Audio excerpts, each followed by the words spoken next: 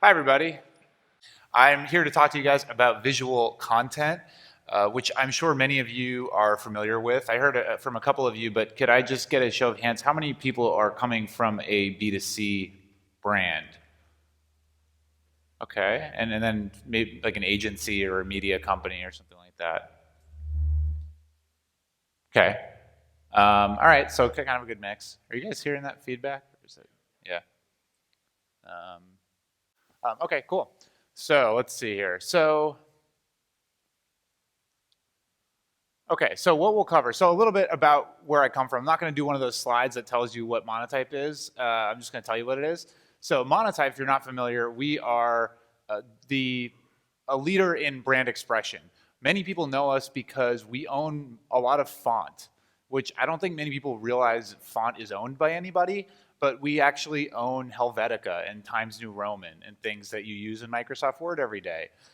We developed that, and we work with for over 100 years. Actually, we've worked with brands to help them express themselves through typeface.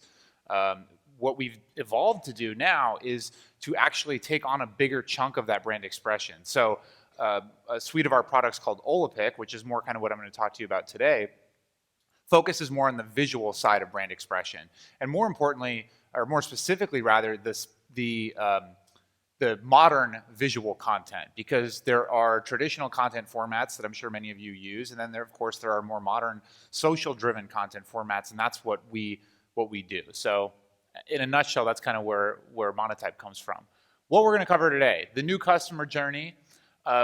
One of the best parts of my job is that I get to do a lot of research and collaborate with brands and with media partners on a lot of research into both how marketers are adopting some of these content formats, as well as how consumers are seeking them out and utilizing them in their purchase journey. So I'm going to share some of that research that we've done. And then we're going to talk about what the three modern visual content formats are, and user-generated, which obviously has become fairly ubiquitous, short format video, again, and then also influencer content, which I'm sure is a hot topic that you'll hear a lot about here if you are having those conversations elsewhere. Okay, so to begin, the customer journey has changed. I don't think that's a secret to anybody. It used to be more linear, and as marketers, we were told, or we heard that famous saying, half of what I'm doing is working, I just don't know which half, right? That was kind of the old way of doing marketing. It's now become much more data driven, and people are trying to figure out what is going to take their customers from a point of awareness to a point of purchase. 63% of marketers today are using some sort of journey mapping to understand what that process is. But the real truth of it is, depending on what industry you represent, it's really hard to understand what your customer's journey is. I think about it as a consumer myself, and there are times when I'm an impulse shopper, and I like to buy stuff when I see it. So I don't know that a marketer could really come up with a plan to get to me, except making sure that they're in my eyesight, right? There are other people who are making purchases that are more have more consideration, that they probably don't want to be hit with an offer right away. They want to be given information and education about the product and how it can fit into their lifestyle. So this linear path to purchase is kind of gone. It looks, customers now want to own the journey themselves. A lot of us have heard this stat: 70% of consumers are leading their own shopping journey, and 30% are getting their initial inspiration from a retailer. Now, the downside to that is that the brands have to cede some of that control elsewhere. The good side to it is that there's more opportunity for your brand to become part of a meaningful conversation and to allow your customers to co-create alongside your brand. So now that the purchase journey looks more kind of like this, it's topsy-turvy, it's going all over the place. There are social platforms now that are becoming shoppable and removing the friction. We talk a lot about frictionless buying experiences. Again, if you see something on social media like a jacket or a cosmetic or a piece of furniture, and you want to buy it right there, if it's not easy to do that, or you can't find what the product itself is, you're probably going to move on. Or you're going to find something that's similar to it, right? So removing the friction from that buying journey, I think, is really important. And you have to have enough content to operate across this whole spectrum, which is really hard and expensive. And so if you take the traditional way of doing things, i.e. creating big, expensive television commercials and campaigns, and then you just try to jam that into the modern purchase journey, it's going to not work so well, right? So brands are shifting the way that they have to engage with their customers to make a difference. Okay, so here's my favorite part, the consumer research. Now, the thing I really like about my job, like I said, is I get to think about consumers in the way that I think about them, or that I buy myself, right? Which is to look at my peers and to understand what will fit into my unique lifestyle.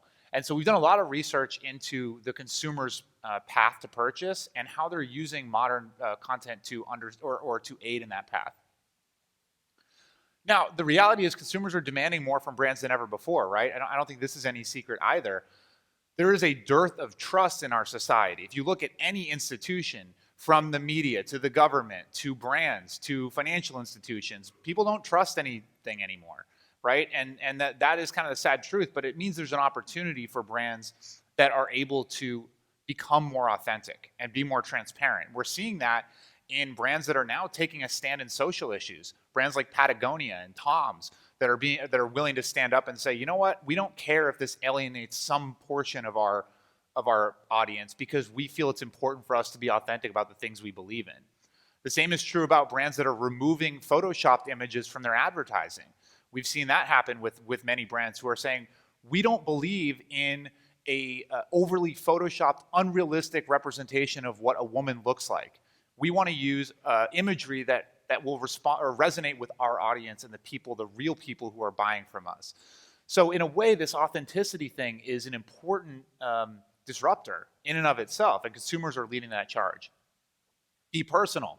80% are more likely to buy a purchase when brands offer personalized experiences, according to Epsilon. And that's not just that they are saying, hi, Bill, and then that's it, right? They need to know something about me. And then the old adage of digital marketing holds true as well. Don't ask for a piece of information if you don't plan to use it. So brands are sitting on this mountain of data, but if they're not taking that data and turning it into actionable insight, then they're not taking advantage of that opportunity. And in fact, they're probably alienating further their customer base. Be everywhere. Again, that frictionless idea, right? People want to be able to see something, love it, buy it. That was the TJX model. See it, love it, buy it. I did some research earlier in my career where we went into TJX and we were studying what people were shopping for there. And if you're all familiar with TJ Maxx and Home Goods, and one of the interesting insights that we came across was that people just wanted to find stuff that they thought was surprising. Like they didn't want it to be orderly. They wanted to feel like they found something that was a treasure and bought it. So see it, love it, buy it in that moment. That's kind of how people are operating now on digital spaces. They want to see something, fall in love with it, buy it right there. They don't have the time or the energy to go seek it out or to follow that traditional path. And then to be consistent. So we have all these channels now, and we have all these regions, we have all these global touch points, and we need to make sure that we're creating consistent experiences. And then that final point, co-creating them with our customers, ceding that control of the brand message. So all of that leads to a more holistic approach to visual marketing. Again, you need to think about the visual touch points that are going to engage with your audience and that are going to drive them to purchase, and beyond purchase to loyalty and advocacy. So the three elements that we talk a lot about at Olapic, and full disclosure, we sell all of these things, but that's why we study them, is user-generated content. That's our foundation. We've been working in that space for many years. Influencer content, and then short-form video, which creates what Google calls thumb-stopping moments. When you're scrolling through your feed, what's going to make a consumer stop and be fully engaged in that moment with a video? And then connecting that experience.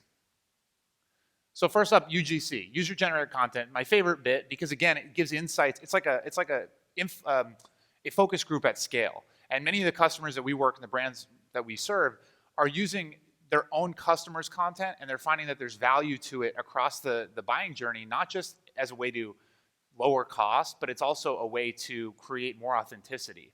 The research that we did showed that UGC was the most trusted source of visual content that brands can use. So it's out there already. Some brands are activating it and being an active part of the conversation, and others are just kind of letting it happen in the ethos and not taking advantage of it. But it's the number one source of that authenticity. 37% of the consumers we surveyed said that they seek it out actively during their shopping journey. And I know that's true of me. It's certainly true of my wife. I know, like, I went to some kombucha factory 2 weeks ago because she found it on Instagram, and that was like, and she wanted to go see it. That was literally why we went to this brand, was just because it was on Instagram, and she wanted to go see it. I know friends that when they go to travel, they go to Instagram to see the real experience of what this restaurant will be like, what this hotel will be like, what this location will be like. So I think that UGC is obviously playing a critical role in the discovery phase of the buying journey. And then 52% of respondents have mentioned a brand on social media after making a purchase, which I thought was really fascinating. What's even more, to dig that into a level deeper, is that the number one reason that people are mentioning a brand is not to complain. It's to share a positive experience with the brand. And maybe you notice that in your own experiences on social, or maybe you're doing that, but people want to engage with the brands. They want to have a two-way dialogue with brands in a positive context. So more than half of the users we surveyed were doing that. Why do they share on content? Well, again, some of this makes sense, right? It's logical. 47% of the millennials that we surveyed post their own photos a few times a week, but they also share third-party photos and videos about as often as they do their own photos. What we discovered is that they are using brands that they buy from, not just as a shopping mechanism, but they are aligning their lifestyles with brands that they value. That's why when we go back to talking about a brand like Patagonia or a brand like Tom's, they're buying from those brands because they want them to be part of their lifestyle. They're buying from brands that, for example, if you live in a small apartment in Brooklyn, you want to buy from a brand that understands that and is creating experiences in the furniture space that are designed for people like you, versus if you live in a big house in the suburbs, and that's the kind of experience that you're looking for. So that was kind of an interesting insight. So this is a quote from Emily Weiss, the founder of Glossier. She said, "The power of the individual person, just the girl, is infinite." And you could extrapolate that out, again, to any case. We talk about influencers, but then micro-influencers are having an enormous impact on the buying journey. The fact is that brands that I speak with and that we service at Olapic are taking individual customers' content, and they're learning from it stuff that they didn't know about their customer. I was talking with somebody from IKEA a few weeks ago at an event, and he was saying that they use content in their buying journey to learn how often people are changing out their furniture. He said that a big part of their journey is that they will go in, or a big part of their research plan is that they'll go into customers' houses and just interview them and look at the things that they're buying and the way that their homes are set up, and that's how they do product research. But with social media and UGC, they can actually look at not just what the people are telling them they do, but what they actually do. Or the fact that they're like, wow, a lot of people are buying our bookshelf and using it as something else. Or a lot of people are buying this coffee table, but they're turning it into a bookshelf, or whatever, right? There are a lot of ways that they're taking user content and doing product research from it. And then again, if I speak about different verticals, it gets even more compelling. Beauty is one of my favorite applications for user content. Does anybody work in beauty by any chance, or cosmetics, or service that industry? No? Okay, cool. I'm going to talk about it anyway because I find it very interesting. So beauty, again, is a disrupting, or an industry that's going through intense disruption. There's so many different cosmetics brands now, and a lot of them that are popping up are because they are focused on a more authentic type of service offering. So you'll see some of this research that we did over here. 72% of the consumers we surveyed see a real person as the most influential endorser of a beauty product. We did some research as well with a company called Kantar Added Value in the UK, where we analyzed 2,000 user photos from from consumers that were in the beauty space. And we wanted to determine what causes people to post a photo of themselves and tag a beauty brand. What makes a woman do that on social media? And there were a number of interesting characteristics, but the number one thing was that they wanted to self-express, or they wanted to show their self-expression. They wanted it to be a stamp on their identity and who they are, And the second reason was because they wanted to celebrate their peers. So in that, and using that, beauty brands are kind of like, okay, what kind of products can we create that take advantage of that? Interestingly, it's a small number, but 3% of the photos we analyzed were celebrating masculinity because, because of things like gender fluidity and the fact that people now are thinking more on a spectrum of gender and that people are not just binary in the way that they used to be. That's something that beauty brands need to think about and need to create products around and create messaging around. So that number is small but growing and kind of compelling, right? If we look at travel, again, this is, I think, a primary use case, but 84% of millennials plan trips based on vacation updates and photos that are on social media.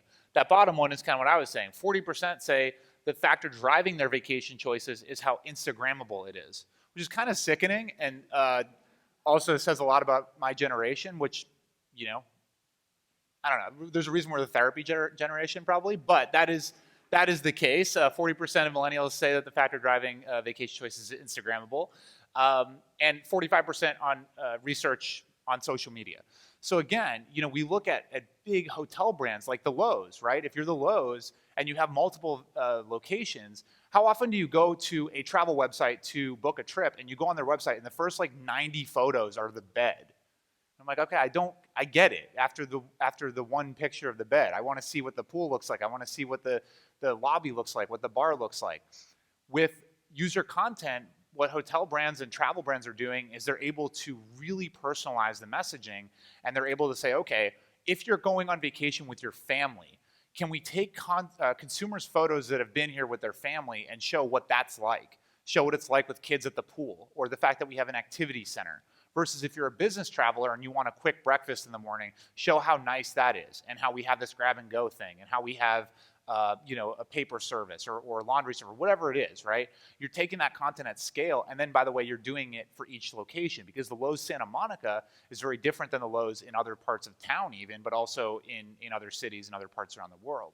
So you're scaling that creation.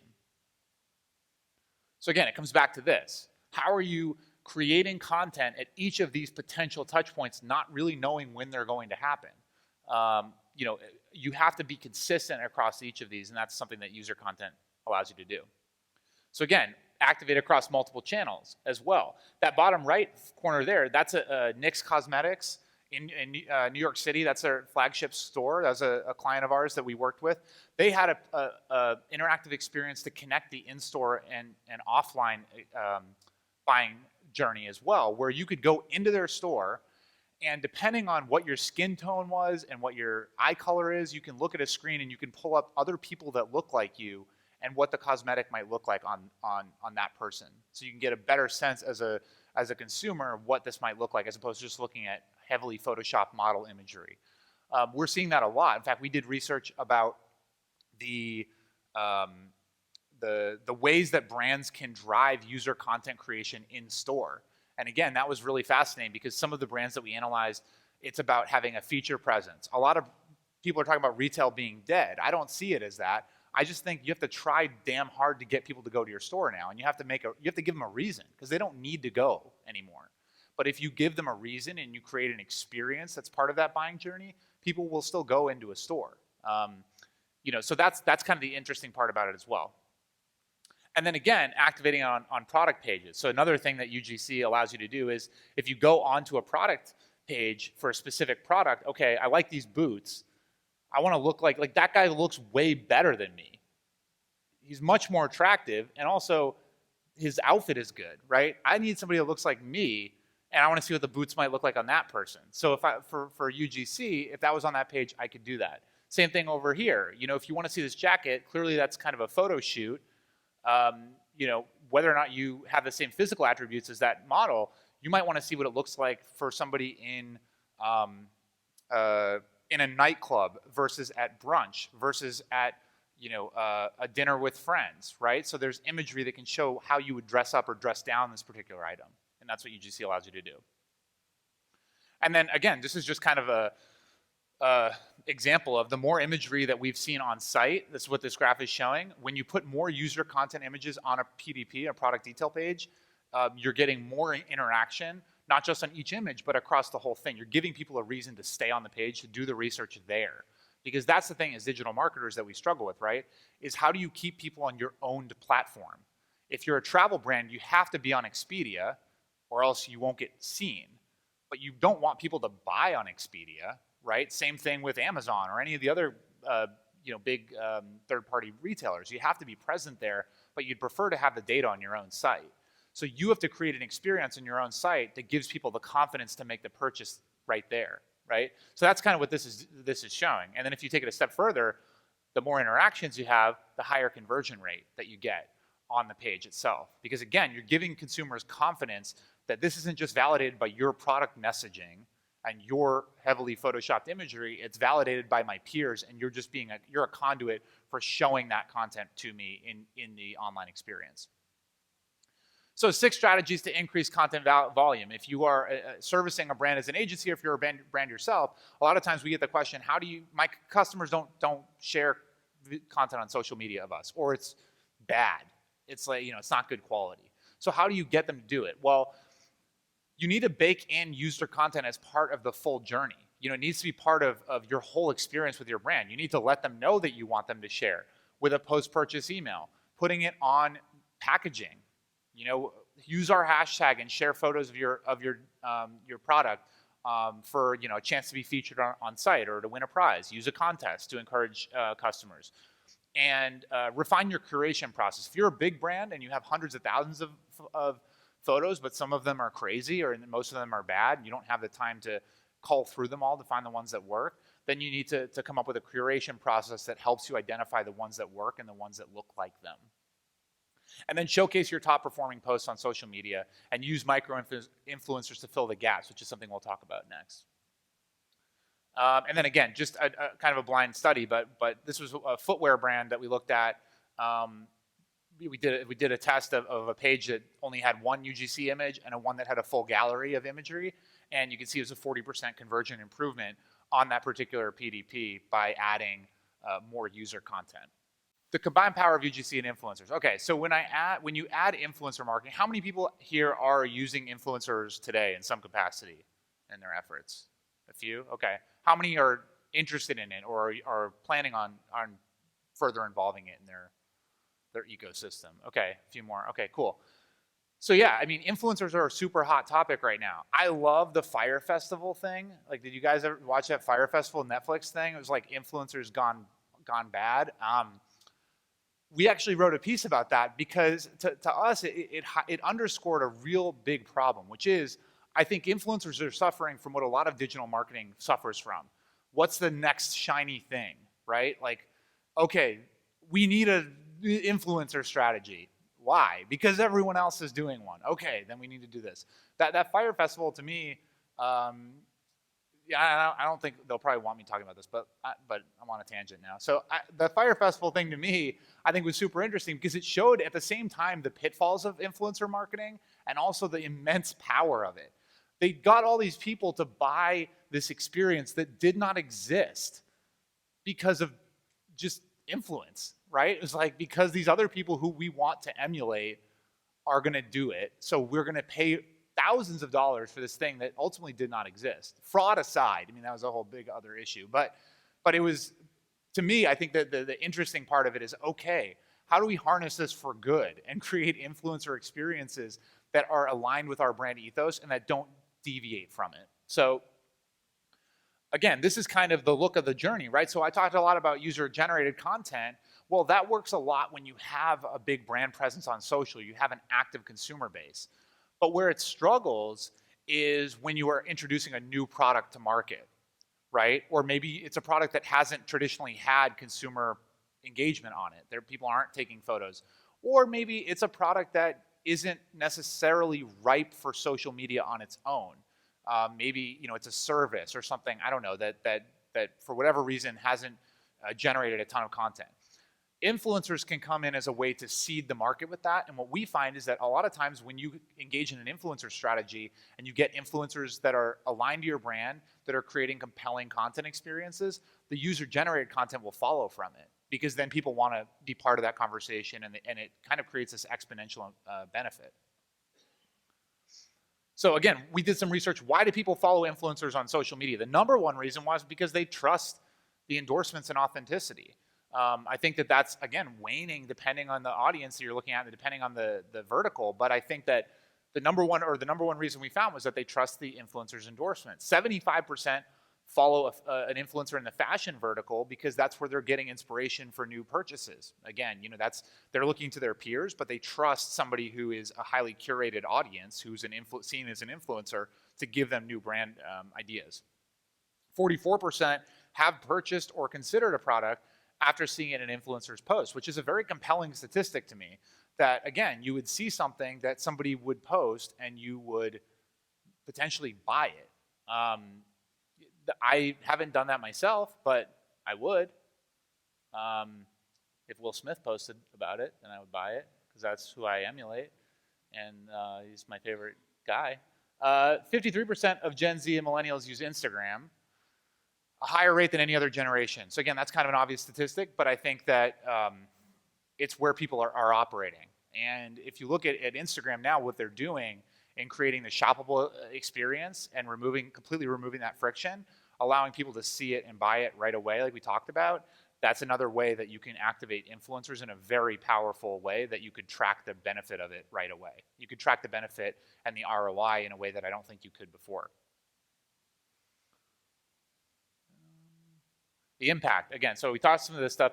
In the United States, specifically, 32% who we surveyed have been inspired to actually purchase the product based on an influencer's post. And 34% have discovered a new brand based on a post published by an influencer. So again, it goes back to that discovery. Where are people finding inspiration for new things to buy? Whether it's an accessory or a piece of furniture or a travel destination, they're using social media to do so. Okay, so tips for creating authentic influencer partnerships. So like I said before, when we're talking about generating user content, with influencers, it can be kind of this white noise space where you're like, I don't exactly know where to start. Recruit from your existing customer base. If you have active, loyal advocates in your ecosystem, engage them. Especially if they don't expect it, it's an incredible opportunity to create a touch point where they are going to feel even more loyal to your brand. Seed product to them, create paying relationships with influencers, vet them. Influencer fraud is a real thing. I think we've heard a lot about, and I'll talk about this in a second, but we've heard a lot from, I think Twitter did a cleanse, right, of bot accounts that were following, and a lot of people lost a lot of followers that had them before. Vet your influencers. Make sure that they are who they say they are. Make sure that their influence is what they say it is, right? Just because somebody has a bigger follower count, it doesn't translate to bigger sales influence for you necessarily. In fact, we find that sometimes the highest performing imagery, when we look at it, when we analyze it, might come from some, mom in Idaho who has 9 followers. But if you do a machine learning analysis of it and you create or you analyze the touch points of each photo, it might be because they have a person featured in it, or the color blue happens to convert for that brand in a better way than in other brands, right? So you have to really do your homework about what type of content is going to work, not just does somebody have 80,000 followers, 100,000 followers. That can't be your only threshold, excuse me. Take a human approach, give them creative freedom. That's the theme I'm going to keep coming back to. You have to let go of the control a little bit, whether it's for your own customers or whether it's for an influencer you're hiring. If you hire them, trust them that they're going to be an extension of your brand. If you can't trust them, then don't hire them, don't use them. And then learn from their expertise too. They know their audience better than you do. How can you co-create, again, that experience where you're letting them do what they do best on behalf of your brand? So a little bit more about these. How to recruit. Again, recruit from your existing customer base. Understand the different forms of incentives and which will satisfy. If they have an enormous following, you're going to need to engage them like a professional, almost like a traditional celebrity influencer. And many of them have agencies, and many of them have stipulations and things that work for them. If they're have a smaller influence network, then it might be that you can seed product. Or you have to understand what's appropriate given the nature of the relationship. And then look at the entire profile of the influencer versus a post or two, because there's historical data and there's trends. I heard the other day that now there's a whole profession of people whose job it is to go to talk to newly recruited athletes and analyze their social media and delete all the crazy shit they said before. Because it's this is a huge problem. It's like it's a thing now. So similar with influencers, right? Like you don't want to align yourself with an influencer because they happen to post something cool about your brand or about the space and realize that they also are posting a bunch of weird, crazy stuff on the side that you don't want to be a part of. So do your homework. Which brings me to how to vet. Observe how they're interacting with their followers. Are they engaging them? Are they? How does the audience feel about them? Is it something you want to emulate with your brand, or is it going to be conflicting? Does the influencer's profile fit the ethos of your brand, right? And there's two types of fraud that we look at. There's follower fraud, that they pay to get followers, or bots, right? And then there's engagement fraud where they're paying to look like they're having higher engagement per post. There are ways to, we have analysis that we work through with our clients to try and vet them and to create a score basically where you can say, okay, this is most likely to be a value or valid influencer that you would want to work with versus this one looks like it's probably not the right type of account. Take a human approach, so again, be selective. Give them time to know your brand and to become part of it. Like the idea of just posting one post for $50,000. If you're Selena Gomez, fine, because you're Selena Gomez. But if you want to have a real influencer strategy, let them know your brand, let them use it, let them feel what they're actually sharing to your audience, so that it will come across as more authentic. And then give them the freedom to use their voice, right? They built their following for a reason. People follow their voice because they identify with it. So let them use it. Let them take your brand and then filter it through their own experience. Similarly, how to learn from influencer expertise. So don't wait to learn from the performance metrics. Learn from them. If they've done other activations in the past with other brands, what can they teach you about what worked and what didn't work? Use them as the experts that they are. And then finally, short form video. So I know we're going to talk a lot about video in general. We think a lot about short form video, specifically on formats like Instagram stories, Facebook, within email, on digital ecosystems and paid media. Short format video is something that, especially on ephemeral channels, like 10 years ago, if you told a marketer you're going to invest millions of dollars into stuff that disappears in a day, they'd be like, no way that's going to happen. But that's what happens, right? And what's interesting is that I'll get into it here. Video is effective but challenging, right? So some of the challenges that exist with video, it's expensive to create, it's time consuming, it's resource intensive on the internal side, right? There's people who have to manage this stuff. The pain points that we see are there's an inability to test and learn because it's so expensive. You can't create hundreds of versions of a video at scale. There's unaddressed channels because if you create a TV commercial and you just post it on Instagram, it's not really optimized for the channel, right? There's a new, and it's escaping me now, but there's a new entertainment network that's coming out next year that is, I think it's Jeffrey Katzenberg and Meg Whitman is creating. I don't know if anyone knows the name of it, but basically it's an entertainment channel like a Netflix or like a Amazon Prime where all the content is going to be developed for mobile optimized initially. And so all the original programming will be made for your phone because that's something people are kind of craving. The way that people use their phones is changing the experience in general. Creative fatigue. So if you're hitting people with the same creative because you're trying to maximize it, it loses its luster to the audience, right? They get sick of seeing it. And then again, underserved markets, because if you're addressing, I think of it as the BuzzFeed model. The traditional model of media is 80% of what you do, or sorry, everything you do has to address 80% of your audience because you don't have the time to really personalize it. The BuzzFeed model is like everything you do has to only address 5% of your audience, but it has to address them really well. So like you're not going to see 5 things only a daughter of Turkish American parents would know, but if you're the daughter of a Turkish American parent, then that's like hugely cool content to you, right? The same is true here. When you create video content or you create content experiences, it needs to be very personalized to what the user cares about, or you're going to lose them. So some research we did on short form video on the marketer side, 90% that we talked to were using it in their marketing efforts. They were using stories to try to engage their audiences. 74% said it performed either exceptionally well or very well in campaigns on Facebook specifically. 66% report a lack of production quality as one obstacle, primary obstacle in activating it across their channels. And then something I heard through a Facebook program, but 50% of the video's performance was based on the creative.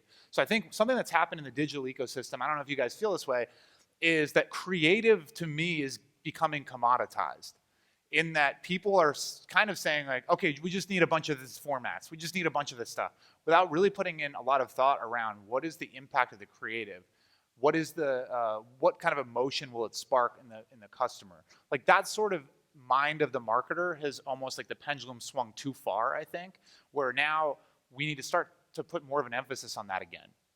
So short form videos, it's more than engagement. When it started, everyone was saying, okay, we just want to get views, right? We just want to get views, and what do we do? I remember Cosmopolitan magazine, for a while, they had more views on their Snapchat, what's the Snapchat thing called? Discover, right? The Snapchat Discover, they had more views on that on a daily basis than they did on their homepage on desktop. But it's kind of like, okay, that's cool, but what do you do with it now? And what we're seeing is that video is actually performing on a campaign basis now. It's driving conversion. It's driving revenue. It's not just driving engagement. So again, 48% of the people we surveyed have purchased a product after watching a brand video. That's really compelling insight. That people are looking at these things, they're swiping up on it to learn more, whether it's from a travel destination, whether it's from, and I'm sure you see it too. And I've been searching for hotels recently, and they follow me. It's like we all know that, we all do that, but I fall for it because I'm like, yeah, I do still need that hotel. So I'm like, if you hit me with that video, and it's got the messaging and the thing I'm looking for, I'm going to swipe up on that and engage with it. 33% have clicked to find out more about a product or service after watching a brand. That's another thing I think is important to highlight, is that it's not just conversion. If you're selling furniture, if you're selling a car, if you're selling a big expensive trip, if you're selling something like home insurance, you may not just get a conversion right away. But what these do is they allow you to increase make the person take the next step in the journey. They might swipe up to learn more, and that's the next step, where they download a report, or they get in touch with someone to learn more about their unique circumstance. All that is important too. Okay, so to kind of wrap it up here, we're talking about activating creators at every level. The way this works is that it all works together. When you have a UGC strategy, you have an influencer strategy, and you're using short form video to create an experience with your customers and alongside your customers that they care about, that they value, then you're going to have a much better relationship with them. So you're adding micro-influencers, macro-influencers, advocates who are real customers, loyalists, refers, all that kind of morphs together into the new customer journey. And it helps you to address all of those things that matter to them. And then just one more kind of example here to put more visual to it. Demonte is a food brand that we've worked with. They came to us because 90% of the creative they were using was static. They were trying to introduce a short form video strategy, and their campaigns were suffering from creative fatigue, which I think was challenging. They needed a solution that wouldn't just scale, but would create efficiency, because they wanted to take the content and make the most of it. A couple of examples here. So these were all static images that they gave us, right? That they had been using to promote across digital channels. And hopefully this will work, but we kind of took them, right, and turned them into more visually engaging messaging for use on Instagram, for use on Facebook. And they saw enormous results. They saw a 50% drop in their cost per engagement. They saw whole increase in their efficiency, because they were able to do this at scale, and they were able to test. So maybe this Fruit Cup Snacks Now In, if you have this template and you're using it, maybe you can swap out the image and swap out the message, and now it's a different product. Or you can swap out the image and keep the message and test which one of those is going to perform on social. So when you're scaling the creation of the creative, then you're able to do A/B tests and get smarter over time. Okay, so key takeaways. Again, the customer journey is not linear anymore. It's fragmented. We all know that as consumers ourselves. The consumers are expecting more from your brand. They want you to be transparent. They want you to be honest. They want you to be everywhere. And they want you to do it in a personalized way to them. Brands need to take a modern visual content approach, we've talked about, which is inclusive of those 3 touch points. And they want you to co-create experiences that drive loyalty.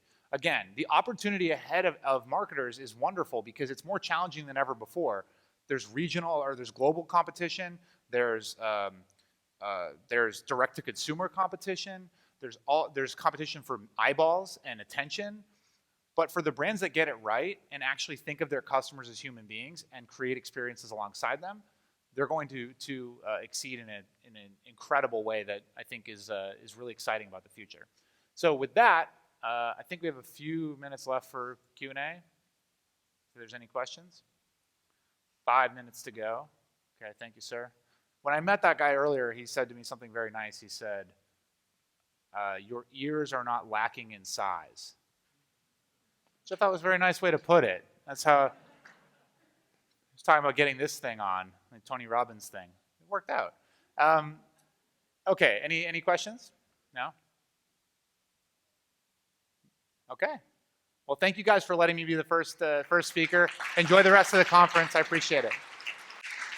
Thank you, sir.